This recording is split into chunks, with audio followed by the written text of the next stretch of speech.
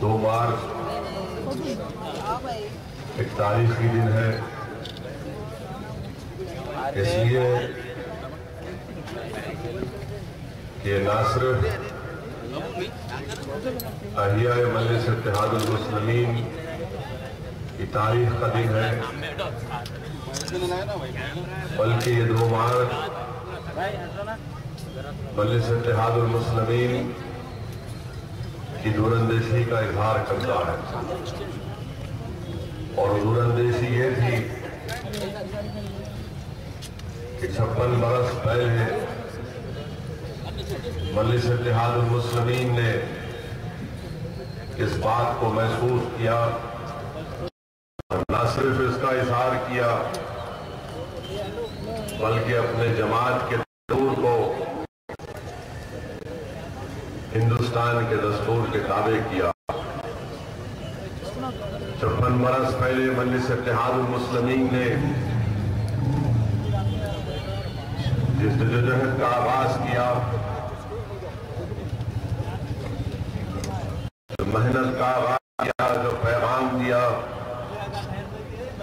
वो पैगाम ये था कि मुल्क आजाद हो चुका है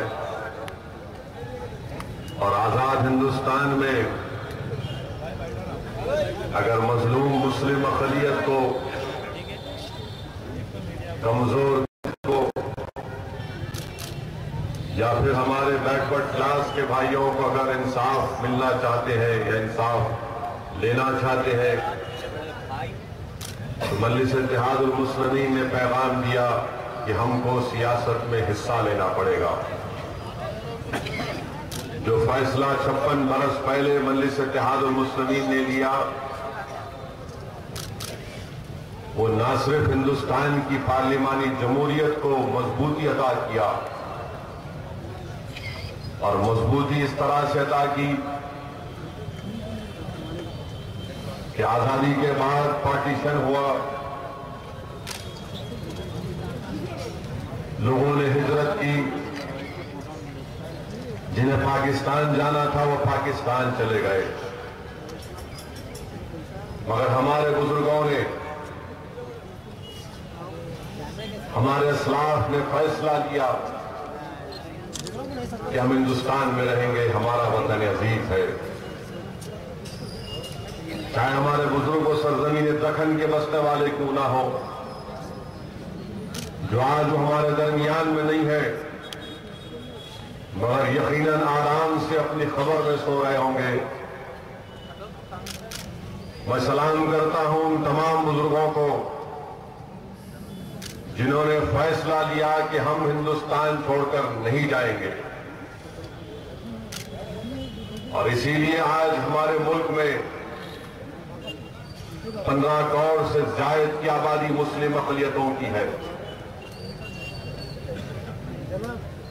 तो सबसे ज्यादा अगर किसी को इस मुल्क से मोहब्बत है तो वो मुस्लिम अक़लियत को है। इस बुनियाद पर मैं ये बात को कह रहा हूं कि हमारे सामने एक चॉइस था कि या हम हिंदुस्तान को अपना वतन अजीज कहें या फिर हम हिजरत करें।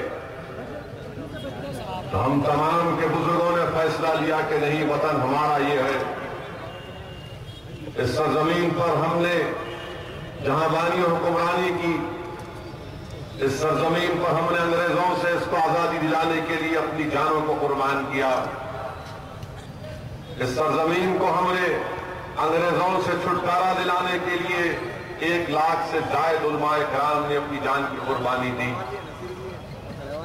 तो कभी काला पानी में अल्लामा फजल खैराबादी को अपनी जान का नजराना पेश करना पड़ा। पुलिस एक्शन हुआ, वो पूरा शूट दौर पुलिस एक्शन का मजलिस इत्तेहादुल मुस्लिमीन को खत्म करके रख दिया गया। मजलिस इत्तेहादुल मुस्लिमीन के उस वक्त के तमाम जिम्मेदार या तो मुल्क छोड़कर चले गए या फिर पर्दा नशीन हो गए।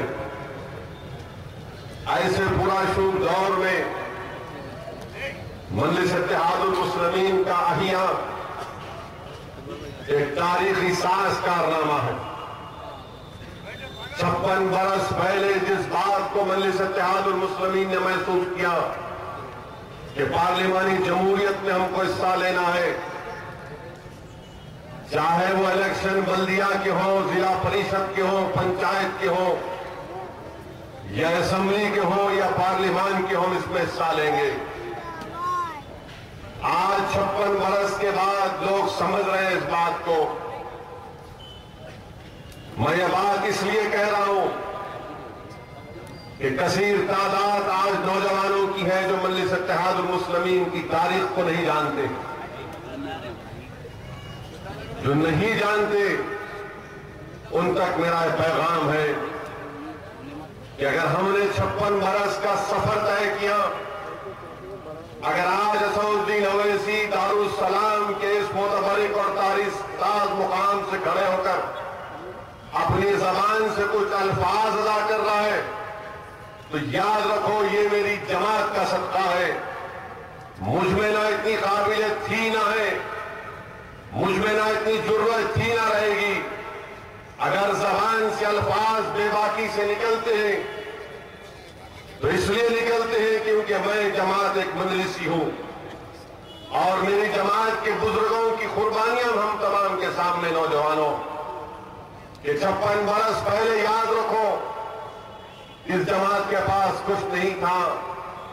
एक कागज और कलम पर लिखकर मजलिस इत्तेहादुल मुस्लिमीन की अहिया की इजाजत दी गई थी, मगर वो कागज और कलम को लेकर हमारे बुजुर्गों ने एक चिराग को रोशन किया और ऐसे वक्त में इस चिराग को रोशन किया जब दुनिया समझ रही थी एक तूफान आया पुलिस एक्शन के रूप में जिसने घरों को उजाड़ दिया, जिसने हजारों की तादाद में हमको बेरोजगार कर दिया।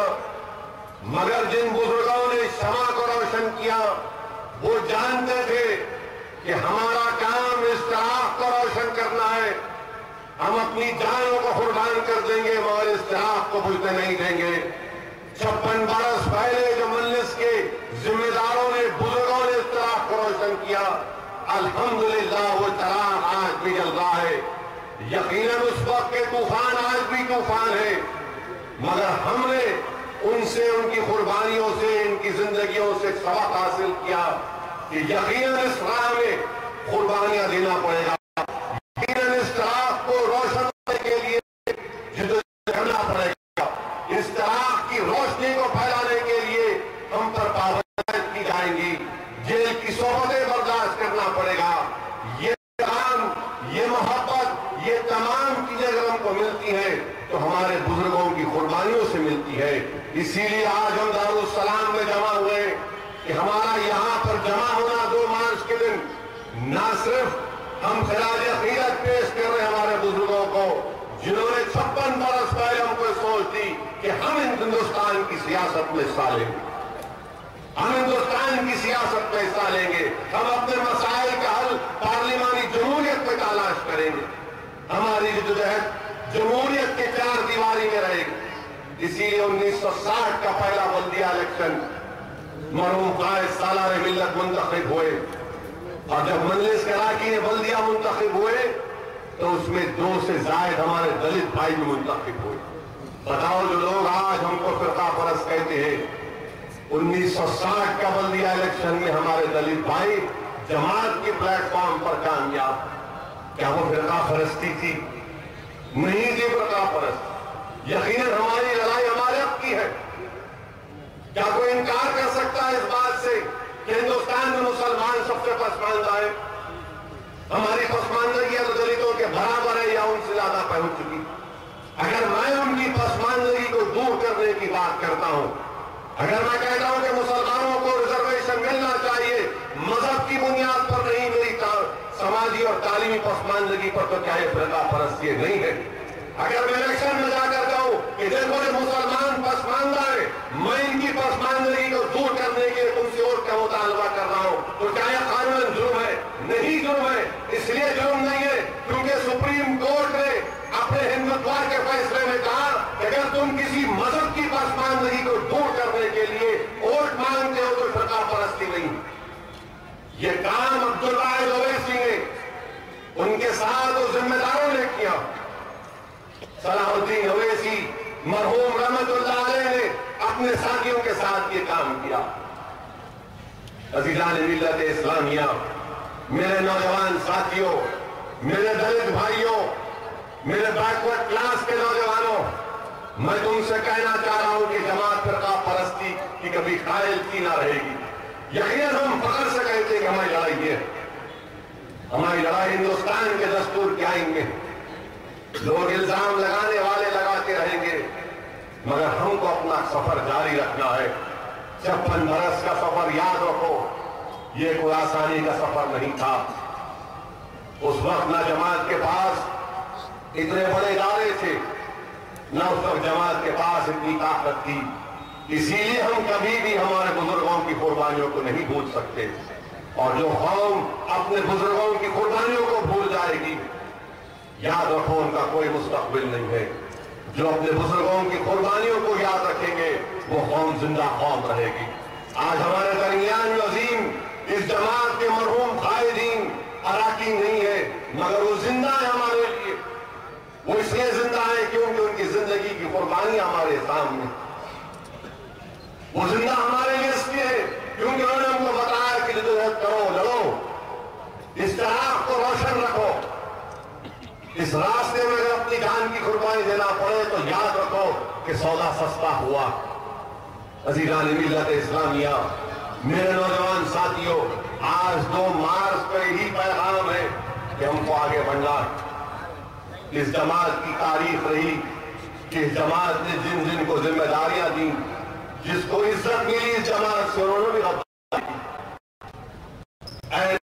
इलेक्शन के वक्त दिए अब्दुल वाहिद ने भी देखा, साला मरहूम ने भी देखा, मगर अल्लाह ने हमेशा इस जमात को कामयाब किया। जिन लोगों ने कौम से गद्दारी की, वक्तिया तौर पर अखबारात ने उनको बड़ा उठाना, मगर गुमनामी की जिंदगी गुजारे, और ऐसी गुमनामी की जिंदगी गुजारे कि जब इस दुनिया से चले गए तो किसी को मालूम भी नहीं हुआ कि चले गए। अज़ीज़ान मिल्लत, नौजवानों, जमात को समझो, ये एक सियासी जमात भी है, ये एक सोच भी है, ये एक फिक्र भी है। इस सोच और फिक्र को आगे लेकर बढ़ना, इसीलिए हमको रोका जा रहा है। महाराष्ट्र में हम दाखिल नहीं हो सकते, उत्तर प्रदेश में हम दाखिल नहीं हो सकते। क्यों नहीं हो सकते? क्योंकि ये नहीं चाहते कि ये सोच जो मजलिस इत्तेहादुल मुस्लिमीन मजलूमों को दे रही है, वो ये सोच को अपना ले और अपने हक के लिए खड़े हो जाए लड़ने के लिए। ये चाहते हैं कि मजलूम कौम हमेशा इनके ताबे रहे। ये चाहते हैं कि मजलूम कौम हमेशा इनके पास आकर भीख मांगे। मजलिस क्या कहती है कि हम मजलूम है, मगर अगर इस जुल्म का खात्मा करना है तो उठो, अपनी जमात से वाबस्ता हो जाओ। अगर हक मांगना है तो पार्लियामेंट में जाओ, असेंबली में जाओ, बल्दिया में जाओ। आज ये कारनामा मजलिस इत्तेहादुल मुस्लिमीन ने किया। मेरे अजीज दोस्तों, मैं सिर्फ आपसे इतना ही कहना चाहूंगा कि आने वाले दिनों में हमको और मुत्तहद रहना पड़ेगा, अपने इत्तेहाद के को और मजबूत करना पड़ेगा। असेंबली और पार्लियामानी इंतखाबात हैं। यकीनन आंध्र प्रदेश के 2 टुकड़े हो चुके, तेलंगाना की एक नई रियासत वजूद में आ चुकी, आंध्रा एक नई रियासत है। मगर मैं आंध्रा के हमारे भाइयों से कहना चाहूंगा कि हम आपके साथ हैं। हम यकीनन तुम्हारा साथ नहीं छोड़ेंगे। जब आसाम में आंच आई, आसाम में तकलीफ पहुंची, तो जब हम आसाम पहुंच सकते हैं तो आंध्रा कितनी दूर है? आंध्रा हमारे से दूर नहीं है। हम गुंटूर में रहने वाले हमारे भाइयों से कहना चाहेंगे, हम कर्नूल की उस औलिया अल्लाह की सरजमीन पर बसने वाले हमारे भाइयों से कहना चाहेंगे, हम श्रीकाकुलम के उस गांव में जो 4 घर हमारे, उनसे कहना चाहेंगे कि हम तुम्हारे साथ थे और साथ रहेंगे। हम तुम्हारा साथ थे, साथ रहेंगे। हम तुम्हारे लड़ते थे और लड़ते रहेंगे। यकीनन मजलिस इत्तेहाद और मुस्लिमीन उन इलाकों से भी अपने उम्मीदवारों को मैदान में उतारेगी। जीत हार तो अल्लाह के हाथ में है, हम वहां से भी अपने उम्मीदवारों को मैदान में उतारेंगे। असेंबली और पार्लिमानी इंतखाबात में हमको मुत्तहिद रहना पड़ेगा। यकीनन हमारा मुकाबला ये फरका परस आरएसएस से है। पिछले पार्लिमानी असेंबली इंतखाबात में हमारी सफों में इंतजार पैदा करने की कोशिश किए, बड़े बड़े लोगों को मैदान में उतारे, मगर नतीजा ये निकला कि वो भी घर जाकर बैठे और नतीजा क्या निकला कि बीजेपी खत्म होकर रह गई आंध्र प्रदेश। आज फिर से कोशिश कर रहे हैं और अल्लाह का इतना बड़ा करम है कि जिन मुखालिफीन मजलिस इत्तेहाद मुस्लिमीन के पास उम्मीदवार नहीं है खड़ा करने के लिए हैदराबाद से, इनके पास तो उम्मीदवार नहीं है खड़ा करने के लिए, सोच रहे हैं, मीटिंगें कर रहे हैं कि किसको खड़ा करें। अरे तुम मत खड़े रहो, तुम मिल्लत में इंतशार मत पैदा करो। अगर तुम में इतनी हिम्मत है तो मैं तुमको कहना चाहूंगा कि जो तुमको उकसा रहे तुम उनसे कहो कि नरेंद्र मोदी को हैदराबाद में आकर हमसे मुकाबला करो। अगर मोदी नहीं लड़ना चाहता तो अडवाणी से कहो, तुम जाकर कहो, तुम जिसकी गुलामी कर रहे हो उनसे कहो कि अभी हमारे बस की बात नहीं है, तुम खुद मैदान में वर्क बंद करो तो इनसे मुकाबला करो। ये बेहतर होगा, ये बेहतर होगा। और याद रखो, जो लोग निफाक की कोशिश कर रहे हैं, कौम तुमको कभी माफ नहीं करेगी। ये गरीब आवाम तुमको कभी माफ नहीं करेगी। तुम किसके इशारों पर नाच आवाम जानती है। आज हमारा मुकाबला उन लोगों से है जो हिंदुस्तान के सेकुलरिज्म को खत्म करना चाहते हैं। क्या नरेंद्र मोदी रिजर्वेशन का कायल है? नहीं है। क्या आरएसएस दलितों के रिजर्वेशन की कायल है? नहीं है। ये इसलिए नहीं है क्योंकि इन्हीं का बीजेपी का एक पासवान सदर शेड्यूल कास्ट का कहता है कि हम तीसरे नस्ल जो दलितों के उनको रिजर्वेशन नहीं देना चाहते। ये सोचना पड़ेगा दलितों को, क्या बैकवर्ड क्लास के रिजर्वेशन के कायल नहीं है लोग। ये लोग हिंदुस्तान की जमहूरियत को, जिसको अंग्रेजी में कहते हैं कि मेजॉरिटेरियन फॉर्म ऑफ डेमोक्रेसी करना चाहते, कि यहां पर सिर्फ अक्सरियत की बात चले, यहां पर अक्सरियत हुकूक को खत्म करके रख दिया जाए। इसी अजीज दोस्तों, हमारी लड़ाई रास आरएसएस से है। मैं उन तमाम सेकुलर जमातों से भी कहना चाहूंगा कि तुम्हारी लड़ाई अपनी जगह पर है, यकीनन तुम कामयाब हो, उनको से मतलब नहीं है, मगर इस बात का ख्याल रखो कि तुम्हारे आपस की लड़ाई से दुश्मन को फायदा ना पहुंचे। मैं नहीं जानता कि कांग्रेस या टीआरएस में इत्तेहाद होगा नहीं होगा, मैं नहीं जानता कि वाईएसआर क्या करेगी, मगर मैं इनसे कहना चाहूंगा कि बीजेपी का साथ मत दो। ना तुम मौका फराहम करो आरएसएस को कामयाब होने का, ना तुम मौका फराहम करो आरएसएस को कामयाब होने का। मेरे अजीज दोस्तों, ये हालात जैसे जैसे दिन करीब आएंगे इंशाअल्लाह ताला और भी जलसे होंगे और भी खिताब होगा, मगर जमात आपकी है। हम रहेंगे नहीं रहेंगे किसी को नहीं मालूम, कोई गारंटी नहीं है, कोई जिंदगी की गारंटी नहीं दे सकता। कोई ये नहीं कह सकता कि शाम तक या कल सुबह का सूरज मैं देख पाऊंगा, मगर इस सोच और फिक्र को जिंदा रखो। मजलिस इत्तेहाद मुस्लिमीन को लेकर आगे बढ़ो। हम तो यही चाहते हैं कि जमात महाराष्ट्र में जाए, मुकाबला करे वहां पर। क्या जुल्म है कांग्रेस का महाराष्ट्र में कि सिर्फ मुसलमानों को अक़लियतों के बजट के लिए 131 करोड़ रुपये, क्या ये इंसाफ है?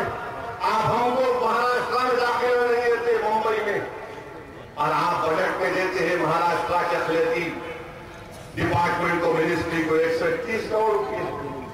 आपके पास तो मेला हो रहा है 2,500 करोड़ रुपये उसके लिए, मैं उसके खिलाफ नहीं हूं, 5,000 करोड़ रुपये दो, मगर क्या 131 करोड़ रुपये अक़लियतों को इसीलिए हमको महाराष्ट्र नहीं देते आप। उत्तर प्रदेश में बड़ी बड़ी बातें करते हैं समाजवादी पार्टी। मुजफ्फरनगर में आज भी लोग इंसाफ के लिए तड़प रहे हैं। मगर मुलायम सिंह ख्वाब देख रहे हैं कि मैं प्राइम मिनिस्टर वजीर आजम बन जाऊंगा, और एक कॉम्प्रोमाइज कर चुके हैं कि या मैं बनूं या कोई और बीजेपी से बन जाए। मेरे अजीज दोस्तों, ये मुल्क के हालात नाजुक से नाजुक होते जा रहे हैं। मैं पिछले 4-5 महीने से बराबर कह रहा हूं कि हमको मुत्तहिद होना जरूरी है, हमको बीजेपी को रोकना जरूरी है। तो हमारे मुखालिफिन बीजेपी का डर दिखा रहे नहीं, हम बीजेपी से डरने वाले नहीं है, हम आरएसएस से डरने वाले नहीं है। अरे हम ही तो है जो उन्होंने इतने बरस इनसे मुकाबला किया, 56 बरस हमने आरएसएस से मुकाबला किया और सोए क़यामत तक इनसे मुकाबला करते रहेंगे इंशाअल्लाह। मगर मेरा काम यह है कि हालात जो बदल रहे हैं, जो तब्दीलियां पेश आ रही हैं, उन तक आप तक पहुंचाऊं कि हमको इस बारे में सोचना पड़ेगा कि कैसे हम इसको रोकेंगे, क्या लाहेवल अख्तियार करेंगे। और मैं आपसे ये भी इल्तिजा करूंगा कि यकीनन बहसीत सदर एक जिम्मेदारी का काम है। मैं इसका काबिल ताना लायक हूं कि इतनी बड़ी जिम्मेदारी अपने कमजोर कंधों पर उठा सकूं। कोशिश कर रहा हूं, अल्लाह से भीख मांगता हूं कि परवरदिगार, ये जिम्मेदारी का काम है, तो मेरी मदद फरमा। ना मुझ में इतनी सियासी बसीरत है जो मरहूम कायदीन में थी। मैं एक सीधा साधा आदमी, परवरदिगार मेरी रहबरी कर, मेरे फैसलों में बरकत दे। मैं आपसे भी गुजारिश कर रहा हूं, अगर इस मजमे में जहां तक मेरी आवाज जा रही है, अगर पहले तो मेरे यकीनन एक जमात के जिम्मेदार के लिए फैसला लेना आसान बात नहीं, मगर जब जमात फैसला लेगी तो उस फैसले का पालन सबको होना पड़ेगा। किसी को टिकट मिलेगा असेंबली का, नहीं मिलेगा, अगर जिसको मिलेगा उनको भी जमात के लिए काम करना पड़ेगा, उनको भी बताना पड़ेगा कि हाँ, मैं टिकट के लिए मंजिल पर नहीं कहा, बल्कि सोच मजबूत करने के लिए उनको बताना पड़ेगा। जिनको टिकट मिलेगा उनको और मुजाहरा करना पड़ेगा अपनी मोहब्बत का, उनको और कुर्बानियां देने पड़ेंगी। याद रखो, अगर कोई मिले मुंतखब होता है, कोई कामयाब होता है, दुनिया में कामयाबी, ये इज्जत, ये तमाम की तमाम अल्लाह की तरफ से एक नेमत है, इनाम। इस नेमत और इनाम को समझो। अगर जो इसको समझेगा यकीनन दीन और दुनिया में कामयाब होगा। अज़ीज़ान मिल्लत, हम तमाम को जमात के उम्मीदवारों को कामयाब करना है। पोलिंग परसेंटेज बढ़ना चाहिए। ये 50-55 पोलिंग परसेंटेज काम में आने वाला नहीं। पोलिंग के दिन अगर हम कहीं जाते हैं तो नौजवानों का जुम्मन साथ आ जाता, जब मैं गफीर मोटरसाइकिल पे साथा। नहीं मेरे दोस्तों, तुम्हारा काम हमारे पीछे आना नहीं, तुम्हारा काम पोलिंग बूथ पर जाना। तुम्हारा काम यह है कि अगर पिछले बार तुम्हारे पोलिंग बूथ पर पोलिंग परसेंटेज कम था तो उसको बढ़ाना। तुम्हारा काम यह है कि सुबह 7 बजे से शाम में 5 बजे तक या 6 बजे तक अपने पोलिंग बूथ पर रहो। सेल फोन का इस्तेमाल करो, लोगों से कहो कि जाओ वोट डालो। पहले अपने घर वालों को लेकर जाओ, उनको वोट डालवाओ, अपना वोट डालो। दोस्तों से कहो, फेसबुक का इस्तेमाल करो, ट्विटर का इस्तेमाल करो, यूट्यूब का इस्तेमाल करो, सब सोशल मीडिया का इस्तेमाल करो। एक दूसरे से तरगीब दो। और हमारे जो भाई, जो हमारे बुजुर्ग जो मुल्क से बाहर है, अगर उनके पास माशी इस्तेदाद है तो सऊदी अरब उनसे भी अपील कर रहा है, अगर तुम छुट्टी लेकर आ सकते तो आकर वोट डालो, आकर वोट डालो। और आकर बताकर जो लोग आएंगे उनको जनसों में खड़ा करके बताएंगे कि देखो ये सऊदी अरब से, ये दुबई से, ये अमेरिका से, लंदन से आया सिर्फ अपना वोट डालने के लिए, ताकि आप में और जज्बा पैदा हो सके। वोट डालना है यकीनन सब हमारे सामने, मगर परसेंटेज को लेकर आगे बढ़ना। मेरे अजीज दोस्तों, 56 बरस की कुर्बानी को रायगा जाने नहीं दे सकते। आगे दारुस्सलाम की बुलंद इमारत अगर आपके सामने है तो इसकी एक ईंट को अगर अल्लाह ज़बान देगा तो पुकार कर कहेगी कि हाँ, जिन लोगों ने इन इमारतों को बनाया वो अल्लाह से बेपनाह मोहब्बत करते थे। वो रसूलुल्लाह सल्लल्लाहु अलैहि वसल्लम के सच्चे और पक्के गुलामों के गुलाम। आज बड़ी बड़ी बातें हमसे ताल्लुक मुझसे की जाती है। अरे कुछ तो बनाकर दिखाओ, कुछ तो बनाकर दिखाओ। यहां सब चीज हम करते हैं, इसके बावजूद भी हमसे सवाल होता है कि हम फिरका परस्त हैं, भड़काऊ भाषण करते हैं। और बीजेपी वाले जब कहते हैं कि माफी मांगने के लिए तैयार है, तो किसी के मुंह में जबान नहीं उनसे पूछ सके कि क्या बाबरी मस्जिद की शहादत तुमने क्यों शहीद किया, तुमने क्यों गुजरात की सरजमीन को लाल किया। हम तो सिर्फ इतना ही कहेंगे उन लोगों से कि हमको तुम्हारी परवाह नहीं है। हमारा मुकाबला आज साफ और वाज़ेह तौर पर उन लोगों से है, उस सोच से है जो हिंदुस्तान को सेकुलर देखना नहीं चाहते। मैं आज के इस 2 मार्च के इस तारीख इस जलसे से, इस दारुस्सलाम की इस मुबारक सरजमीन से हमारे दलित भाइयों को दावत देता हूं, हमारे बैकवर्ड क्लास के भाइयों को दावत देता हूं कि आप आओ। कब तक आप उन लोगों का साथ देंगे जो आपको इख्तियार नहीं देना चाहते? अरे वो आपको इस्तेमाल कर रहे हैं, आपके वोट के जरिए कामयाब होते आप आओ। हम आपको हमारे साथ बिठाएंगे, कंधे से कंधा मिला के लड़ेंगे। आप हमारा साथ दो, हम खड़े हुए आपके इंतजार में। याद रखो, तेलंगाना और आंध्र में जो सियासत अगर चलनी चाहिए, उसूलन इखलाकी अगर कोई सियासत चलनी चाहिए, तो दलित मुसलमान बैकवर्ड क्लास की सियासत चलनी चाहिए।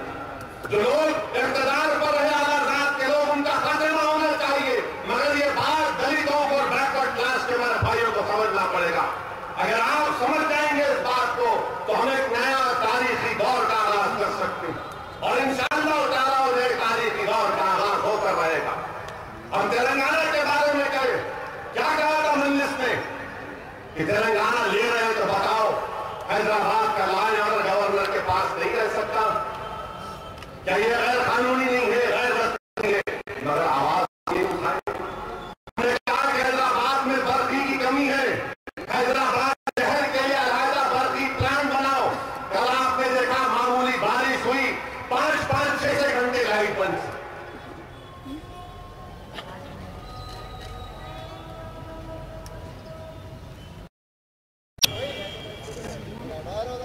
इसीलिए मजलिस ने मुतालबा किया था कि शहर हैदराबाद के लिए, जिसकी हुदूद को तुमने ग्रेटर हैदराबाद बना दिया, मामूली 10 मिनट की बारिश 5.5-6 घंटे बरसी नहीं।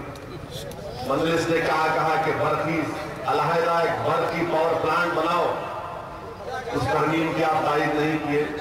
हमने कहा ये प्रणहिता चिवड़ा को नेशनल प्रोजेक्ट का स्टेटस दो। क्यों? शहर में पानी नहीं है पीने को। सब आगे हैदराबाद में रहना चाहते रहो, मगर पीने का पानी कहां से लाएंगे? जो लोग निजाम जखन को गालियां देते थे, अरे तुम आज भी उसका पानी पी के जिंदगी निजाम सागर, उस्मान सागर। हमने चाहता प्रणहिता चिवड़ा को कौमी प्रोजेक्ट का वक़्फ़ दो, स्टेटस दो नेशनल प्रोजेक्ट का। हैदराबाद को आज 20 टीएमसी पानी की जरूरत है, आप तारीफ नहीं करते। किसको नुकसान हो रहा है? शहर के लोगों को नुकसान हो रहा है। अगर प्रणहिता चिवड़ा को नेशनल प्रोजेक्ट का स्टेटस मिल जाता, उसकी लागत 25-30 हजार करोड़ रुपए, जो पानी आता वहां से गोदावरी से, तो तमाम करीमनगर के जिला, मेरठ का जिला, रंगारेड्डी, हैदराबाद, इस सबको फायदा होता। लाखों एकड़ जमीन की ज़राअत होती, मगर आपकी ज़बान खामोश थी, क्योंकि आपको चीफ मिनिस्टर बनने से मतलब था। कौन सा चीफ मिनिस्टर तेलंगाना करेगा? अरे तो चीफ मिनिस्टर, तुझमें क्या इज्जत रहेगी बताओ मुझे? तुझमें क्या अखलाकी इख्तियार होगा कि तू सारे 8 जिलों का लाइन ऑर्डर तेरे पास और 1.5 जिले का इख्तियार गवर्नर के पास? कौन होता है गवर्नर? ये क्या गवर्नर आवाम का मुंतखब नुमाइंदा है? अरे गवर्नर तो उसको बनाते हैं जो कांग्रेस पार्टी या दूसरे पार्टी का उनका गुलाम होता है, ग्लोरीफाइड ड्राइवर होता है उनका, उनको गवर्नर बनाते। अगर मोदी खुदा ना खास्ता वजीर आजम बनेगा तो और यहां पर गवर्नर बन जाए तो फिर क्या होगा? तुम्हारे मुकाबला करने के लिए तुम तो अपने घरों में बैठे रहोगे। मुकाबला हमको करना पड़ेगा, जोर हमको सहना पड़ेगा, मगर कोई आवाज नहीं उठाता इस ताल्लुक से। अजीज दोस्तों, ये चीजें थी जो मजलिस ने पार्लियामेंट में वहां पर बहस हुई तेलंगाना के ऊपर, और तरमीम हम हमारी कबूल नहीं की गई। मगर आवाम की अदालत पे इस बात को रखेंगे, ये आवाम जानेगी, ये आवाम को बताना पड़ेगा। और जो भी हैदराबाद के ताल्लुक से मंदिर ने कहा किसने किया, ये कोई नहीं कह रहे कि हमने कहा कि हैदराबाद से टैक्स मिलता है 30-35 हजार करोड़ का टैक्स नहीं दे सकते, ये मंदिर की तजवीज थी, आप बना दिए इसको, खामोश बैठे रहे। अब पता चलेगा, अब सदर राज का निफाद हो चुका, इसके बाद अब बिल्डिंगें देंगे, जमीनें देंगे गवर्नर साहब, जब इनको मालूम होगा, जब इनकी आंखें खुलेंगी। अरे हाई कोर्ट बनाओ तेलंगाना का, तो बोले नहीं हमने सुप्रीम कोर्ट को कह दिया। अरे सुप्रीम कोर्ट का काम नहीं है गलत बनाना, हाई कोर्ट बनाना मरकजी हुकूमत का काम है, मगर आपको उसकी फिक्र नहीं है। अब मालूम होगा तमाम चीजें। हमने कहा कि यह कर्जा जो है रियासत का, वो इस बुनियाद पर बांटा जाए कि जिस इलाके में जो काम हुआ, वर्ल्ड बैंक का लोन जिस इलाके में दिया गया, उसको सामने रखकर किया जाए। आपने कहा आबादी पर बांटेंगे, बांटो, तुम्हारे पास में क्या रहेगा। ये तमाम चीजें थी जिसको मंदिर से जान देगी। मगर और एक बात याद रखो, मैं बार बार आपसे कहता रहा था कि अगर रियासत टूटेगी तो इस तेलंगाना की रियासत में सबसे बड़ा सियासी फायदा मुस्तकबिल में किसी को होगा तो आरएसएस को होगा। आज क्या हो रहा है, तेलुगु देशम पार्टी के रोज कोई ना कोई रहे, कोई ना इधर उधर दौड़ रहे, उस पार्टी में चले गए, वहां चले गए। किसको फायदा हो रहा है, किसके लिए मैदान साफ हो रहा है। वो लोग जो मुझ पर खरीद कर रहे थे, डरा रहे, अरे मैं डरा नहीं रहा हूं, मैं डरने वालों से नहीं हूं, मैं डर और डर और मुसलमान एक जगह जमा नहीं हो सकते, मगर हकीकत तो बयान करते तो कहते थे डरा रहे, किसको डराएंगे हम। अरे जो लोग लिखते हैं बोलते हैं, आपको मैदान नजर नहीं आते, एयर कंडीशन कमरों में बैठकर मोदी की गुलामी करने वालों, तुम हमको सियासत मत सिखाओ, हमको तुम सियासत मत सिखाओ, हम जानते हैं। मरहूम शायद ने क्या कहा था कि हवा में सुनकर बोल देते कि बारिश होने वाली। आपको बारिश में अब भीग जाने के बाद, आपकी इमारत गिरने के बाद आपको मालूम होता बारिश हुई। ये आप में हम में फर्क है। अगर किसी को तकलीफ है मंदिर से तो मोदी को है, किसी को नफरत है मंदिर से तो आरएसएस से है, और फिर मुनाफिकीन कुछ नहीं कर सकते। मगर नहीं मंदिर जा रहे, कहां डरा रही मंदिर से डरा, किसको डरा रही। अरे हमारे से डर रहे, महाराष्ट्र नहीं आना, उत्तर प्रदेश नहीं आना, वहां नहीं जाना, इधर नहीं जाना। महाराष्ट्र दोस्तों, मैं ये कर रहा हूं कि इलेक्शन जो अच्छी तरह से आ जाए। जाऊंगा महाराष्ट्र भी जाएंगे, उत्तर प्रदेश भी जाएंगे, आजमाएंगे हमारी किस्मत को, देखेंगे कि उत्तर प्रदेश का हमारा भाई साथ देता है नहीं देता। कम से कम जाकर उसकी जबान में तो पुकार कर आएंगे, ताकि इक़्तिदार की कुर्सियों पर बैठने वालों को शर्म आए, ताकि उनको लौट सके। महाराष्ट्र को भी जाएंगे, हर जगह हिंदुस्तान हमारा है। 56 साल दखन के लिए नहीं की, बल्कि हिंदुस्तान के लिए। अगर अब्दुल वाहिद ओवैसी ने इस रात को रोशन किया तो सिर्फ आंध्र के लिए नहीं, बल्कि पूरे हिंदुस्तान के लिए किया। दोस्तों, और भी बहुत सी बातें होंगी। आज शाम में जलसा इलाका में वहां पर तशरीफ लाइए, वहां पर तफसीली गुफ्तगू होगी। वाखिर दावा अल्हम्दुलिल्लाह।